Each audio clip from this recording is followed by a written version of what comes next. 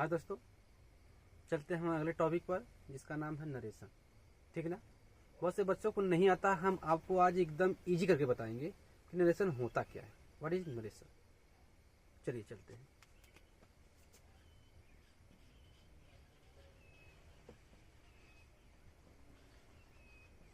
Narration माने होता है कथन। क्या होता है? कथन।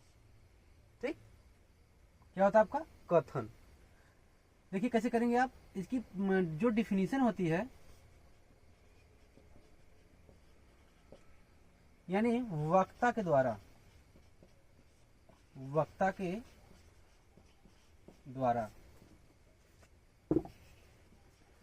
कही गई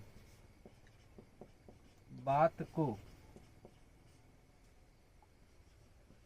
कथन या नरेशन कहते हैं। ठीक है। इसमें एक स्पीकर होता है और एक लिसनर।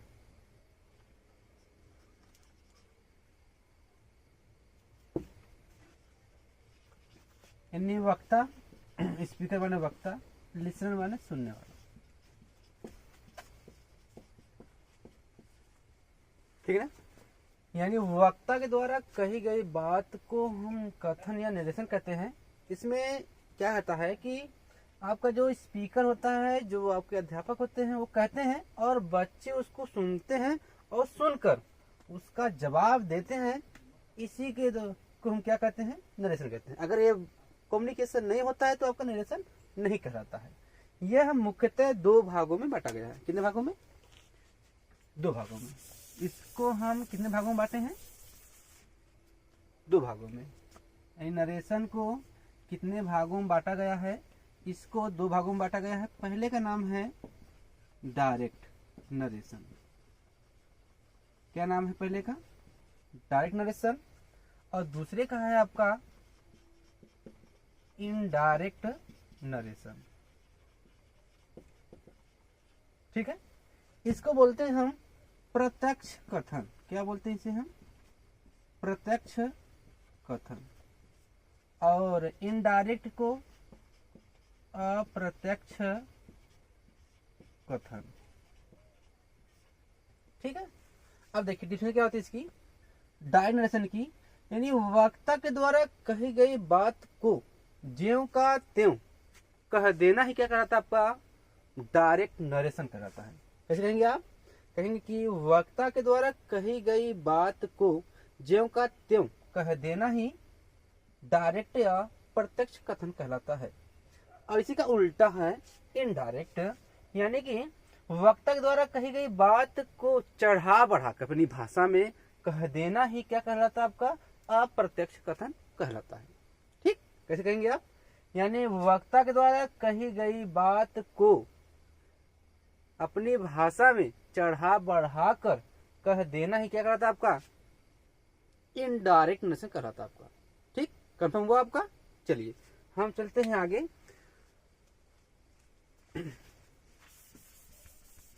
कोई दिक्कत हो तो आप पूछ सकते हैं एनी टाइम। अब ये तो हो गया आपका। ठीक है, नरेशन भी हो गया। और इसके दो भाग होते हैं, डायरेक्ट नरेशन और इनडायरेक्ट नरेशन। चलिए अब देखिए, जो आपका डायरेक्ट है, जो डायरेक्ट नरेशन है, इसके भी दो भाग होते हैं। कितने भाग होते हैं? दो। पहला आपका है रिपोर्टिंग वर्ब। क्या है? Reporting verb. और दूसरे का नाम है रिपोर्टेड स्पीच। ठीक, रिपोर्टिंग वर्ब जो होता है वो डबल इन्वर्टेड कामा के पहले वाला जो वर्ड होता है वह रिपोर्टिंग वर्ब होता है। और जो डबल इन्वर्टेड कामा के अंदर क्लोज रहता है, बंद रहता है, उसको हम रिपोर्टेड स्पीच कहते हैं। ये डबल कॉमा के पहले वाला जो रहेगा वर्ड उसे हम रिपोर्टिंग वर्ब कहते हैं, और डबल कॉमा के अंदर जो रहेगा उसे हम रिपोर्टेड स्पीच कहते हैं। ठीक, चलिए अब अर्थों के आधार पर सेंटेंस को मुख्यतः लिखेंगे आप कि अर्थों के आधार पर मुख्यतः इसको 5 भागों में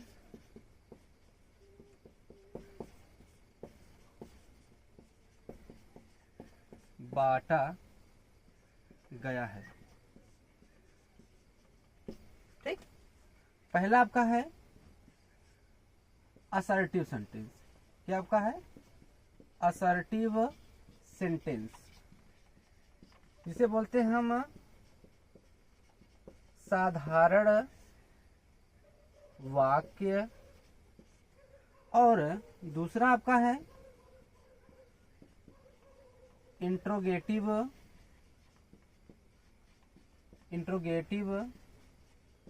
सेंटेंस, इसे बोलते हैं प्रश्नवाचक वाक्य। और तीसरा है इंपरेटिव सेंटेंस, जिसे बोलते हैं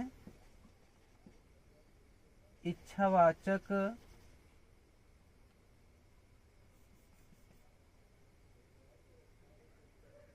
बता रहे हैं। चौथा आपका है ऑप्टेटिव सेंटेंस,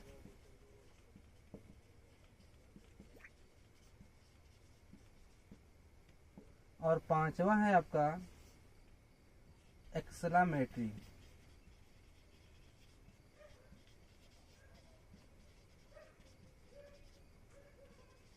देखिए, इसका होता है आज्ञा सूचक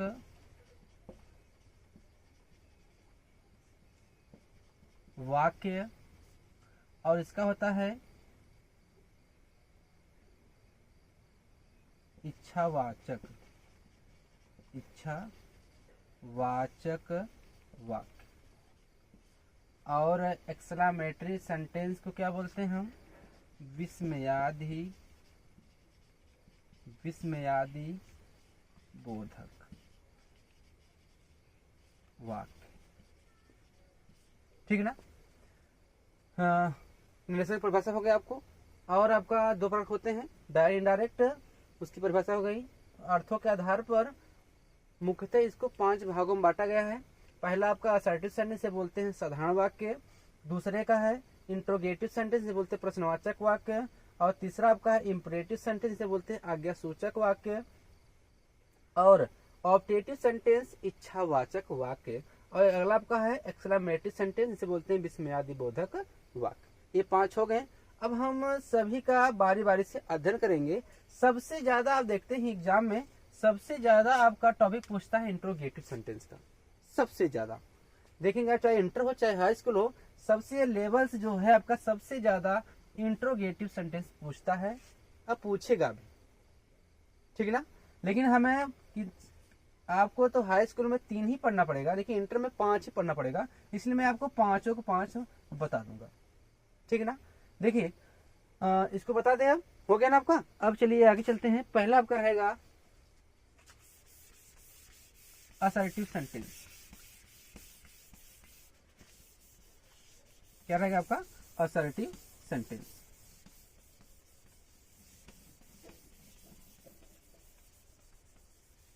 चलिए देखिए, अगर रिपोर्टिंग वर्ब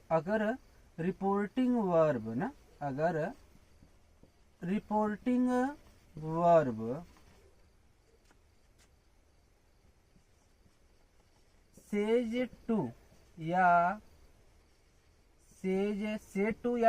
टू या सैड टू दिया रहेगा तो ठीक है। से टू को टेल में, सेज टू को टेल्स में, और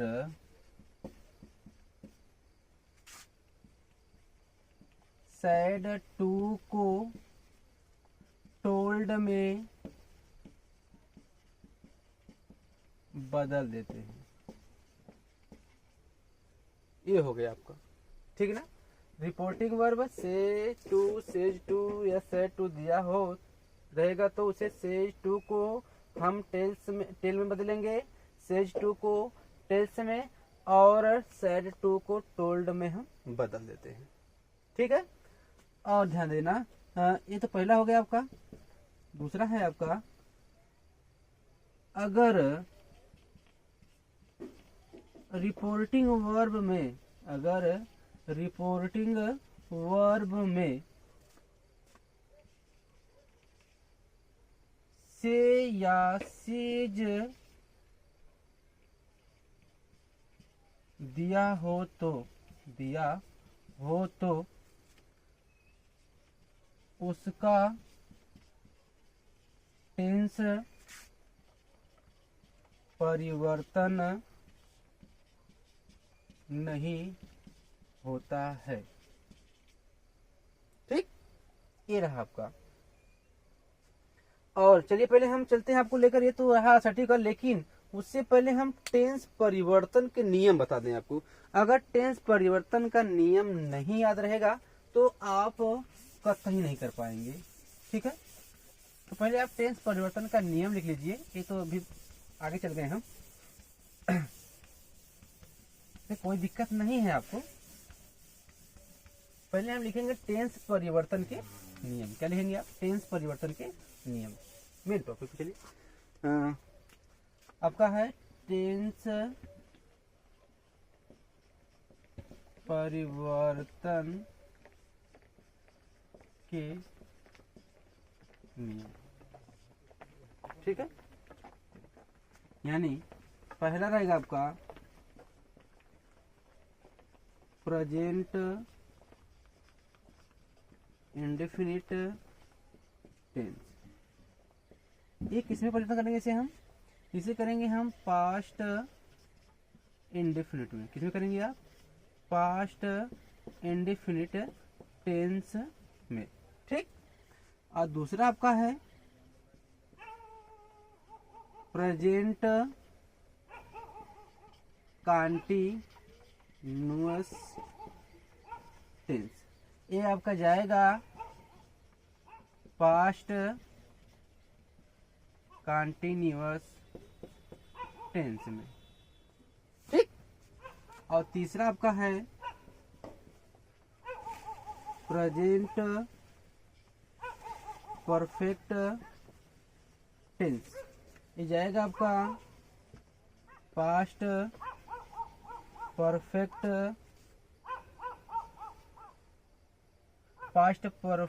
टेंस में, ठीक। और चौथा है प्रेजेंट परफेक्ट कॉन्टिन्यूअस टेंस। ये जाएगा आपका पास्ट परफेक्ट कॉन्टिन्यूअस टेंस में, ठीक। ये चार हो गए आपके। प्रेजेंट जाएगा किसमें? पास्ट में जाएगा कॉन्टिन्यूअस, प्रेजेंट पास्ट कॉन्टिन्यूअस में, प्रेजेंट परफेक्ट पास्ट परफेक्ट में, और प्रेजेंट परफेक्ट कॉन्टिन्यू जाएगा आपका पास्ट परफेक्ट कॉन्टिन्यू टेंस में। और पांचवा आपका है पास्ट इंडेफिनिट टेंस। ये किसमें जाएगा आपका? पास्ट परफेक्ट में जाएगा। किसमें जाएगा आपका? पास्ट परफेक्ट में जाएगा।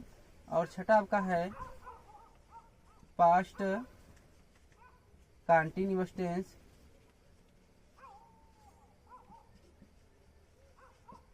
ये आपका बदलेगा, आ जाएगा पास्ट परफेक्ट कंटिन्यूअस टेंस में। ठीक, और सातवां आपका है पास्ट परफेक्ट टेंस। ये आपका नो चेंज रहेगा। और आठवां आपका है पास्ट परफेक्ट कंटिन्यूअस टेंस। ठीक है, ये भी आपका क्या रहेगा, नो चेंज, कोई दिक्कत। और देखिए जो आपका फ्यूचर है, फ्यूचर जो टेंस है आपका, फ्यूचर टेंस, ये पूरा आपका नो चेंज होता है। क्या होता है आपका, नो चेंज, कभी बदलता नहीं है। सिर्फ क्या करेंगे आप, ये आपका बदलेगा। जैसे आपका हो गया, आपका विल को हम वुड में बदल देंगे, विल को वुड में, और शैल को शुड में, और मे को माइट में, कैन को कुड में। ठीक है ना, ये आपका है। यानी विल को इनडायरेक्ट बनाते समय डायरेक्ट में रहेगा विल, जब इनडायरेक्ट बनाएंगे कर्ता के अनुसार लगा देंगे, वुड का प्रयोग करेंगे, शैल को हम शुड में बदल देंगे, मे को माइट में, कैन को हम कुड में बदल देते हैं। ये फ्यूचर का है। ठीक ना, अगर फ्यूचर में आपको डायरेक्ट में अगर मिल जाता है विल, तो विल को हम वुड बदलेंगे, और शैल को शुड में, और मे को माइट में बदल देंगे, और कैन को कुड में बदल देते हैं। ठीक ना, अब चलिए देखिए, इसे बता रहे हैं हम, प्रेजेंट इंडेफिनिट की हेल्पिंग वर्ब होता है डू या डज। क्या होता है आपका, डू या डज। ठीक है, अगर यहीं पर अफर्मेटिव रहेगा, अफर्मेटिव रहता है, तो सब्जेक्ट प्लस मेन वर्ब में हम यस या ईएस लगा देते हैं। अब प्लस मेरे को फर्स्ट फॉर्म लग जाता है। अब आइए, एक वचन के साथ हम एस या यानी सिंगुलर नंबर के साथ हम एस या एस का प्रयोग करते हैं, और प्लूरल नंबर के साथ हम नहीं करते हैं। ठीक है, चलिए देखिए, अगला आपका है पास्ट इंडेफिनिट। अगर आपका अफर्मेटिव रहता है, अफर्मेटिव रहता है, तो इसमें सेकेंड फॉर्म लगता है। क्या लगता है आपका, सेकेंड फॉर्म लगता है। और जैसे ही निगेटिव में आ जाएंगे आप, जैसे ही निगेटिव में आएंगे आप, तो सहायक क्रिया आपका डिड हो जाता है। क्या हो जाता है, डिड हो जाता है, और इसमें मेन का फर्स्ट फॉर्म लग जाएगा। ठीक है ना, अगला आपका है प्रेजेंट कंटिन्यूअस टेंस। इसकी सहायक क्रिया होती है इज, एम, आर। क्या होते हैं, इज, एम, आर। ठीक है ना, अब देखिए, एक वचन यानी सिंगुलर नंबर के साथ हम इज का प्रयोग करते हैं, और ओनली आई के साथ हम एम लगाते हैं, और प्लूरल नंबर के साथ हम हेल्पिंग वर्ब और लगाते हैं। ठीक है ना, अगला आपका है पास्ट कंटिन्यूअस टेंस। इसका हेल्पिंग वर्ब होता है वाज वेयर। क्या होता है आपका, वाज वेयर। एक वचन के साथ वाज, इसमें आई के साथ वाई लगता है, और बहुवचन यानी कि प्लूरल नंबर के साथ हम वेयर का प्रयोग करते हैं। ठीक है ना, अब चलिए, हो गया अच्छा तक। अब आएंगे हम प्रेजेंट परफेक्ट टेंस में। इसका हेल्पिंग वर्ब होता है हैज और हैव। क्या होता है आपका, हैज और हैव। इसमें मेन वर्ब का थर्ड फॉर्म लगता है, इसमें हम आईएनजी लगाते हैं। ठीक है, जितने भी आपके कंटिन्यूअस मिलेंगे सब में सब क्या लगते हैं, आईएनजी का प्रयोग करते हैं हम, यानी मेन थर्ड फॉर्म हो गया आपका। अब आएंगे पास्ट परफेक्ट में। इसका हेल्पिंग वर्ब होता है हैड। क्या होता है आपका, हैड होता है, और मेन वर्ब का थर्ड फॉर्म लगता है। देखिए यहाँ पर प्रेजेंट परफेक्ट में भी थर्ड फॉर्म लगा, और पास्ट परफेक्ट में थर्ड फॉर्म लगा। अब आइए प्रेजेंट परफेक्ट कंटिन्यूअस टेंस। इसका हेल्पिंग वर्ब होता है हैज बीन और हैव बीन। ठीक, हैज बीन और हैव बीन, कोई दिक्कत। अब आइए, अब पास्ट परफेक्ट क्या होता है, यहीं पर आपका हैड बीन लग जाता है, आपका पास्ट परफेक्ट कंटिन्यूअस बन जाता है आपका। पास्ट इंडेफिनिट हो गया आपका, पास्ट परफेक्ट भी हो गया। इस सहायक क्रिया आपको बहुत जरूरी याद करना है। और first form, second form, third form, ये तो आपको मोस्ट इंपॉर्टेंट है आपका। देखिए फ्यूचर में कुछ करना नहीं आपको है, विल को हम वुड में, शैल को शुड में, मे को हम माइट में हम बदल देते हैं, ठीक ना। अब चलते हैं हम अगले टॉपिक पर। कहीं भी दिक्कत हो आप पूछ सकते हैं।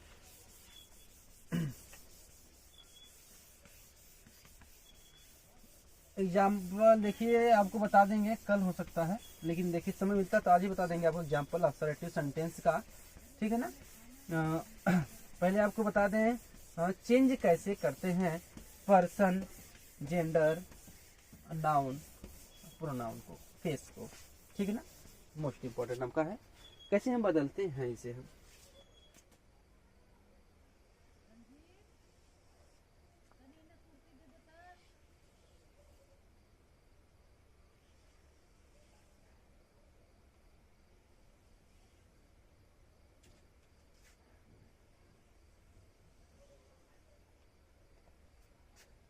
देखिए इसमें क्या रहेगा आपका, पर्सन रहेगा और केस यानी सब्जेक्टिव केस। इसमें क्या होता है आपका ऑब्जेक्टिव केस, इसमें पोसेसिव केस, और लास्ट वाला आपका है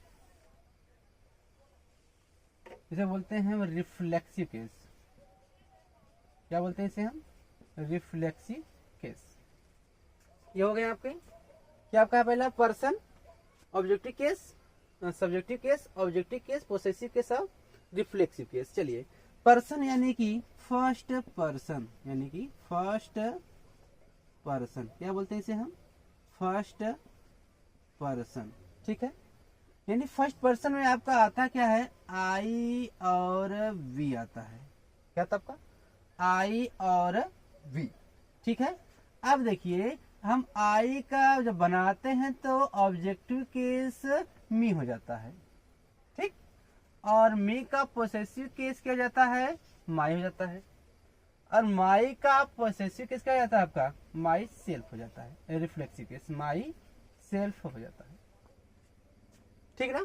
इसी तरह वी का अस हो जाता है, आवर हो जाएगा आपका, ठीक है, आवर सेल्व्स हो जाएगा आपका, ठीक। ये हो गया आपके जो हैं, ये हैं फर्स्ट पर्सन, क्या आपके हैं फर्स्ट पर्सन। और चलिए सेकेंड पर्सन, कौन सा पर्सन, सेकेंड पर्सन, यानी यू रहता है। क्या रहता है आपका, यू रहता है, फिर यू रहता है, फिर आपका ऑब्जेक्टिव केस में भी क्या रहता है आपका, यू ही रहता है। और जैसे ही आप पोसेसिव केस में आएंगे तो योर हो जाता है। क्या रहता है आपका, योर हो जाता है, इसका भी योर हो जाता है, फिर यहाँ पर योर्स हो जाता है, ठीक है ना।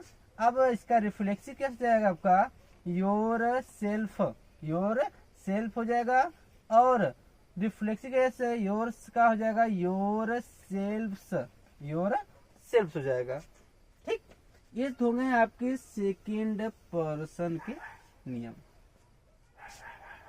अब आइए थर्ड पर्सन, क्या आपका है थर्ड पर्सन, ठीक है। थर्ड पर्सन में आपका आता है सी, लिख दे पहले, चलिए सी का ऑब्जेक्टिव केस हर हो जाता है, और पोसेसिव केस भी हर रहता है, इसमें बहुवचन अगर होता है तो हर्ष हो जाता है। तो इसका क्या जाएगा, हर सेल्फ, हर सेल्फ हो जाएगा, रिफ्लेक्सिव केस। और देखिए ही का ऑब्जेक्टिव केस हिम हो जाएगा, और हिम का पोसेसिव केस क्या जाएगा आपका, हिज हो जाएगा, ठीक है ना। और हिज का रिफ्लेक्सिव केस हिम सेल्फ हो जाएगा, हिम सेल्फ हो जाएगा, ठीक। कोई दिक्कत नहीं, दिक्कत होगी हम है ना। अब चलिए देखिए दे का, दे क्या हो जाएगा आपका, ऑब्जेक्टिव केस देम हो जाएगा, क्या हो जाएगा आपका, देम हो जाएगा, और देम का पोसेसिव केस दियर हो जाएगा, क्या हो जाएगा आपका, दियर। और चलिए और रिफ्लेक्सिव केस देम सेल्व्स हो जाएगा आपका, ठीक है, क्लियर हुआ आपका। अब देखिए अगर आपका ईट दिया हो, ठीक है, तो यहाँ ईट रहेगा और यहाँ पर ईट्स हो जाएगा, और रिफ्लेक्सिव केस में ईट सेल्फ हो जाएगा। क्या हो जाएगा आपका, ईट सेल्फ हो जाएगा। और अगर नाम दिया हो किसी का, तो नाम का तो हम परिवर्तन कर नहीं सकते हैं, जो रहता है उसी को हम उसी तरह लिखते चले जाते हैं, ठीक है ना। एक सूत्र होता है आपका, बहुत ही मोस्ट इंपॉर्टेंट सूत्र आपका है कहाँ लिखे,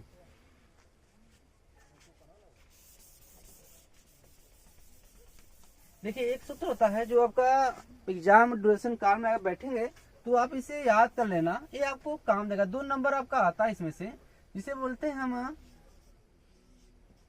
सन बटा 123, सन बटा 123, यानी जो एक है ये इसे बोलते हैं हम फर्स्ट पर्सन। क्या बोलते हैं इसे हम, फर्स्ट पर्सन। यानी फर्स्ट पर्सन में क्या क्या आता है, आई और वी आता है, आई और वी आता है। और फर्स्ट पर्सन किसके अनुसार बदलता है, ये देखिए ये सब्जेक्टिव के अनुसार बदलता है, ठीक है। और देखिए सेकेंड पर्सन में आपका यू रहता है, क्या रहता है आपका, यू रहता है। और जो ओ मान्य होता आपका ऑब्जेक्ट के अनुसार ये बदलता है। सिर्फ 2 ही बदलते हैं, फर्स्ट पर्सन और सेकेंड पर्सन, थर्ड पर्सन कभी नहीं बदलता आपका, ये ध्यान देना आप। यानी अगर आई रहेगा तो ये बदल जाएगा, वी रहेगा बदल जाएगा, मी रहेगा, अस रहेगा, माई रहेगा, अवर रहेगा, माई सेल्फ, अवर सेल्फ, ये सब रहेंगे तो आपका बदल जाएगा। और यू रहेगा तो ये बदल जाएगा। लेकिन ये ध्यान देना, अगर डबल कॉमा के अंदर उधर वाली बात हो, अगर सी रहेगा तो इन डाई बनाते समय हम सी ही लिखते हैं, उसे हम चेंज नहीं करते हैं। और देखिए अगर अब थर्ड पर्सन में क्या क्या आता है, देखिए लिखवाए ना यहाँ पर, थर्ड पर्सन क्या कहता है आपका, सी ही दे इट नेम, ठीक ना।